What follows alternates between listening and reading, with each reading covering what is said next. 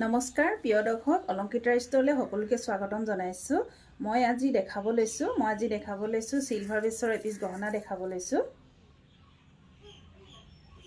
আশা কৰিছোঁ আপোনালোকে চাই ভাল পাব। এয়া চব দেখিছেনে, এয়া থাকিব আপোনাৰ এখন বেনাৰ থাকিব। এই ৰূপৰ ওপৰত গোল পালিচ হয়। এয়া দেখিছে এনেকৈ মণিৰে বোৱা হৈছে, চিলাই কৰা হৈছে। খুব ধুনীয়া, চাওকচোন খুব ধুনীয়া। এয়া দেখিছে এনেকৈ থাকিব আপোনাৰ, দেখিছেনে ব্লু আৰু এনেকৈ মেৰুন আৰু গল্ডেনত থাকিব। এয়া চব এনেকৈ থাকিব ৰেড গ্ৰীণ আৰু ব্লু কালাৰ দেখিছেনে। এয়া চব এযোৰ থাকিব, ইয়াৰিংযোৰ এনেকৈ হেংগিং থাকিব।